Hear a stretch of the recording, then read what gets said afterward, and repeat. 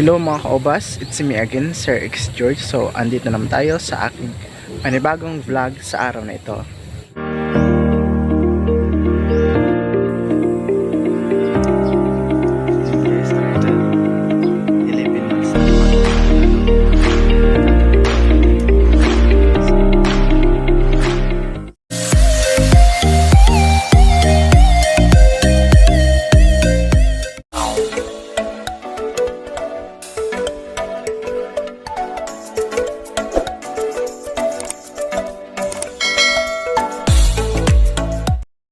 So our vlog for today is mag-share ako kasi mag-proning ako ng manicure finger. Itong manicure finger ko na to is grafted lang siya, no.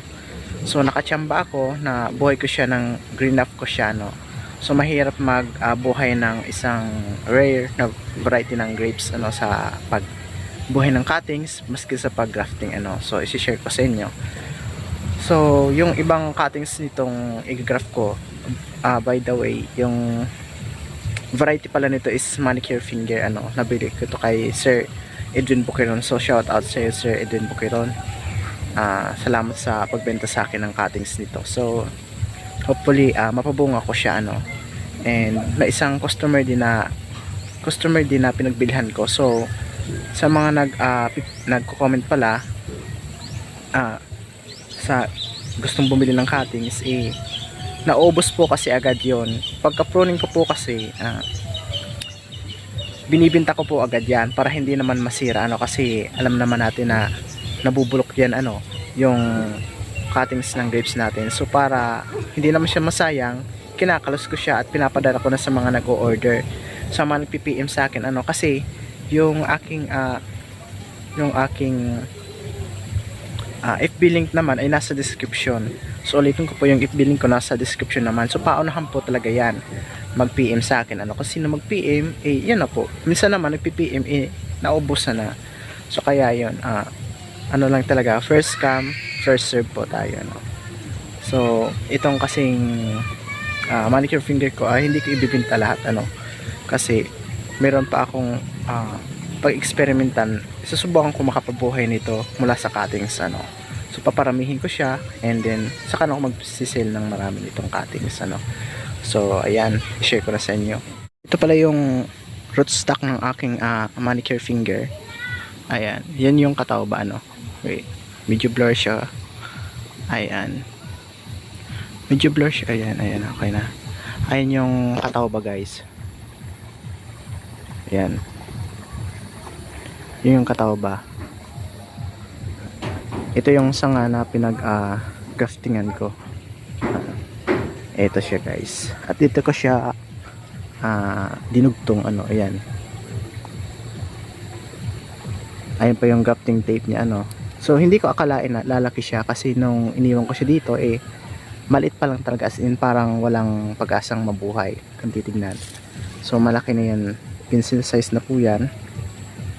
Ayan, pencil size na yan, guys. Wait, ayan, pencil size po ito. Hindi kasi ma-focus. Ayan po, pencil size po yung natin manicure finger. Ayan, guys. So ito ang bunga nito, sa mga nagtatanong is ang bunga niyan is kulay pula po So matamis po yan kasi table grapes po yan.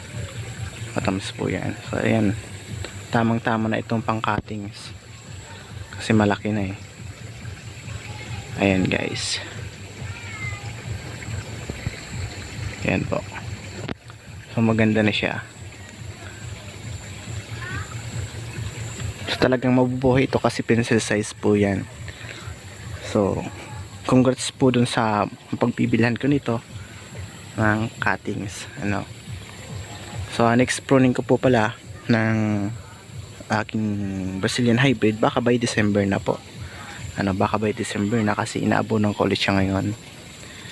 Ayan. Ayan, guys. Malaki na siya more than pentel pin size na yung size ng katawan ng aking grapes. Ayan.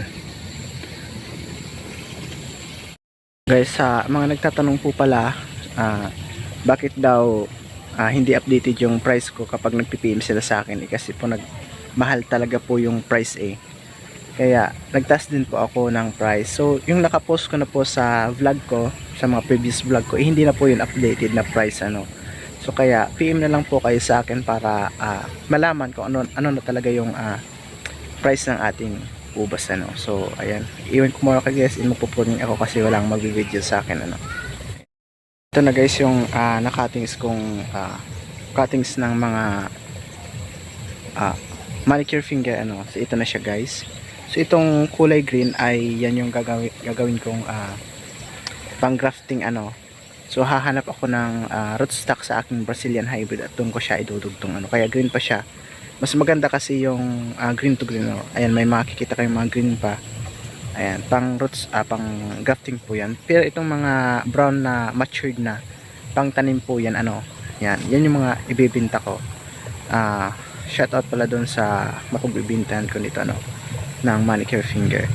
Ayan, so marami pong salamat sa panonood ng aking vlog, at kung hindi ka pa nakalike and subscribe sa aking channel, maaari mo po bang i-like and subscribe ang aking channel, at salamat po sa suporta na inyong binibigay. Thank you po, and sa susunod ulit na vlog, and God bless.